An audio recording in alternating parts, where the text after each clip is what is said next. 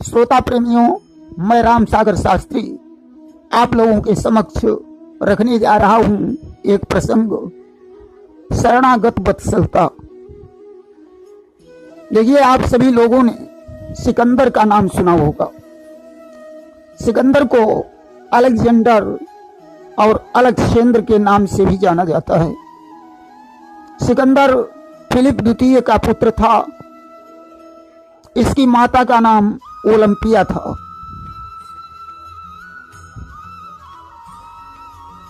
कहा जाता है कि हारी बाजी को जीतना ही जिसे आता है, सिकंदर दोस्तों जग में वही कहाता है। कहा जाता है कि जो जीते बस वही सिकंदर। सिकंदर के पिता मैसिडोनिया यूनान के राजा थे। उनकी मृत्यु होने के पश्चात सिकंदर ने अपने सौतेले और चचेरे भाइयों को मार डाला और यूनान के मैसिडोनिया के सिंहासन पर बैठ गया। सिकंदर विश्व विजय करना चाहता था। इसने ईरान के पारसी राजा दारा को पराजित कर ईरान का सिंहासन प्राप्त कर लिया और यहीं से इसका बल बढ़ गया। सिकंदर ने मत्स्य राज के सामने संधि का नाटक करके रात में हमला कर दिया और सोते हुए राजमाता के सहित उनके बच्चों को तलवार से काट डाला। कई राजाओं को इसने संधि का झांसा देकर धोखे से बंदी बनाया। यूनान के इतिहासकारों ने सिकंदर की वीरता की तारीफ करके उसे महान बना दिया, परंतु असलियत में सिकंदर अभिमानी, क्रूर, हत्यारा, निर्दयी, हिंसक और अविश्वासी था। अरे, जिसने छोटी सी बात पर अपने मित्र की हत्या कर दी, वह व्यक्ति कैसा हो सकता है? जब इसने तक्षशिला पर आक्रमण किया तो वहां के राजा आम्भी ने नतमस्तक होकर सिकंदर का स्वागत सम्मान किया और सिकंदर से मित्रता कर ली। सिकंदर ने जिस समय भारत पर आक्रमण किया, उस समय हमारे देश में पुरु का राज्य था।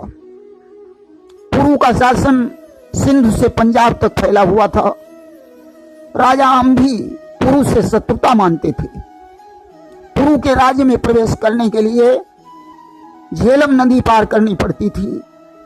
सिकंदर के पास 7,000 घुड़सवार सैनिक थे और 50,000 पैदल सैनिक थे, जिसमें 11,000 सैनिक आम्भी ने दिए थे। वहीं राजा पुरु के पास 20,000 पैदल सैनिक, 4,000 घुड़सवार, 4,000 रथ, 130 हाथी थे। झेलम नदी में बाढ़ आने के कारण उसके तटवर्ती क्षेत्र में दलदल हो गया था। अस्तु नदी पार करने के पश्चात सिकंदर की सेना दलदल में फंस गई। सिकंदर ने आम्भी के द्वारा पुरु के पास संदेश भेजा कि अगर तुम सिकंदर की वीरता देखना चाहते हो तो उसकी सेना दलदल से बाहर निकलवा दीजिए। पुरु ने अपने सैनिकों को भेजकर सिकंदर की सेना को दलदल से बाहर निकलवा दिया। सिकंदर बड़ा प्रसन्न हुआ। उसने दूत का रूप बनाया और राजा पुरु के दरबार में पहुंचा, परंतु बड़ा चालाक था, तलवार को छुपाकर ले गया था। उसने जाकर राजा पुरु से कहा, मैं सिकंदर का दूत हूं। उनका कहना है कि तुम मेरे साथ संधि कर लो और अपना आत्मसमर्पण कर दो।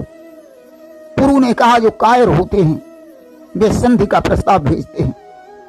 सच्चे योद्धा कभी सर झुकाना नहीं जानते, उन्हें तो सर कटाना स्वीकार है।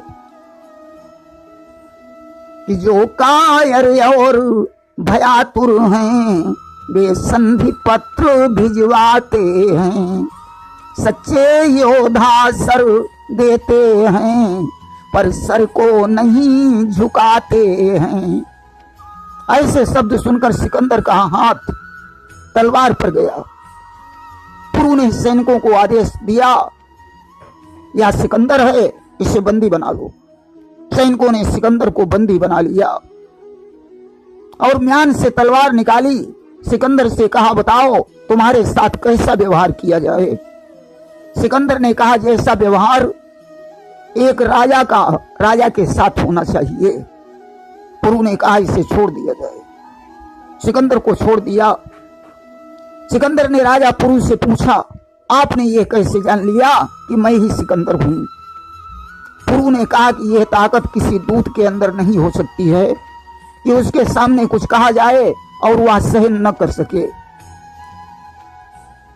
सिकंदर ने कहा, फिर भी मुझे आपसे युद्ध करना पड़ेगा। अस्तु, दोनों सेनाएं एकत्रित हो गईं कि ढप ढोल और शंखों के स्वर पृथ्वी दहलाए देते थे। बलवानों के गर्जन तर्जन आकाश हिलाए देते थे। पुरु के पुत्र ने सिकंदर की सेना से लोहा लिया, परंतु वीर गति को प्राप्त हो गया। अब तो पुरु को युद्ध करना पड़ा। पुरु ने सिकंदर की बहुत सी सेना मारी। हाथी सिकंदर के सैनिकों को सूंड से उठा लेते थे और महावत को दे देते थे। महावत तलवार से उनका सिर काट लेता था। हाथी पैदल सेना को पैरों से रौंद डालते थे। हाथियों को देखकर सिकंदर के घोड़े भाग खड़े होते थे। आखिरकार सिकंदर ने पुरु से प्रार्थना की, राजन युद्ध बंद करवा दीजिए, मैं अपने देश को वापस चला जाऊंगा। पुरु ने युद्ध को रुकवा दिया। सिकंदर जब भारत से वापस जा रहा था, इसने शराब पी रखी थी। उस शराब के प्रभाव से इसका डाइजेशन बिगड़ गया। सुप्रसिद्ध वैद्य इसका इलाज कर रहे थे, परंतु डाइजेशन को सही नहीं कर पाए। सिकंदर ने वैद्यों से कहा, जो औषधि हमारे डाइजेशन को रोक सके, कोई ऐसी औषधि दीजिए। वैद्य ने थोड़ी सी औषधि समुद्र के पानी में डाल दी। पानी जम गया। वैद्य ने कहा, महाराज, जो औषधि समुद्र के पानी को जमा सकती है वो औषधि फेल है। जिस औषधि पर मैं दावा कर सकता था कि आप मिनटों में आपका डाइजेशन सही कर देगी, आज वह कोई काम नहीं कर पा रही है। सिकंदर समझ गया कि अब मेरा बचना मुश्किल है। उसने अपने साथियों से कहा, जिस समय मेरा जनाजा निकले उस समय सारा सोना चांदी बिखेर दिया जाए और मेरे दोनों हाथ कफन से बाहर निकाल दिए जाएं, ताकि दुनिया वाले देख लें कि क्या लाया था सिकंदर, क्या ले गया यहां से। थे दोनों हाथ खाली, बाहर कफन से निकले। देखिए, जिस समय मेघनाद की मृत्यु हुई, उस समय उसकी पत्नी सुलोचना अपने पति का शीश मांगने के लिए पालकी में बैठकर रामादल को चली। पालकी को देखकर बंदरों ने समझा, मालूम पड़ता है रावण ने भयभीत होकर सीता जी को वापस कर दिया। सुग्रीव ने हंसकर कहा, प्रभु कि कह दो, समझा दो, क्या है वो जो सन्मुख आई कठिनाई। रावण यदि शरण आ गया तो लंकेश कौन होगा भाई। क्या तो बहुत बड़ी समस्या है। आपने समुद्र के जल से विभीषण का तिलक करके उन्हें लंका का राजा बनाया है। अब अगर आपकी शरण में रावण आ गया तो आप लंकेश किसको बनाएंगे। भगवान राम ने कहा कि बोले, हम भारतवासी हैं, शरणागत को न भुलाएंगे। इनको लंकेश बनाया है, उसको अवधेश बनाएंगे। हम भारतवासी हैं, शरणागत की रक्षा करना हमारा परम कर्तव्य है।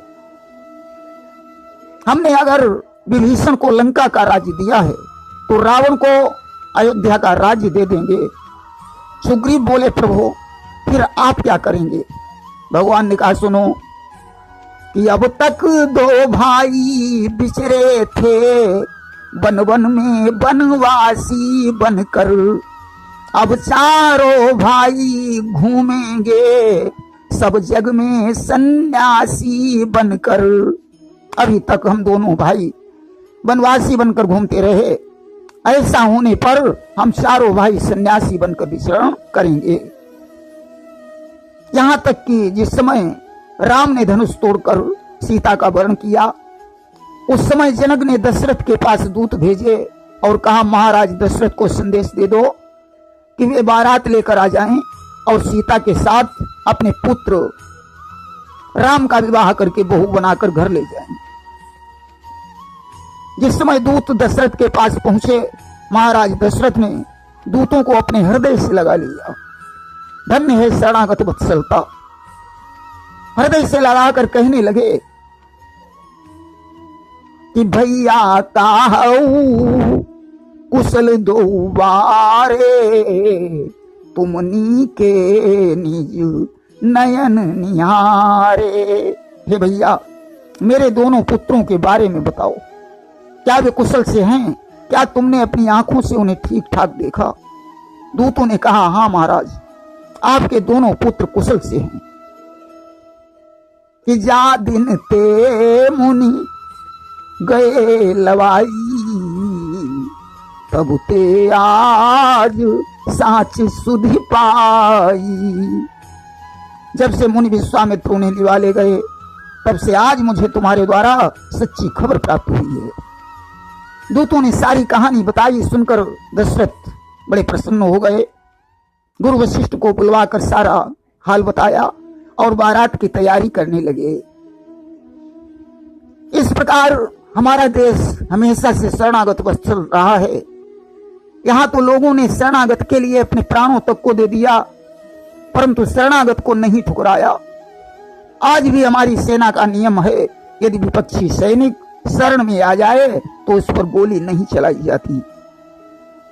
अरे शरण में आए हुए कबूतर की रक्षा के लिए उसीनर पुत्र राजा शिव ने कबूतर के बराबर अपना मांस बाज को देना स्वीकार कर लिया, लेकिन शरणागत को नहीं ठुकराया।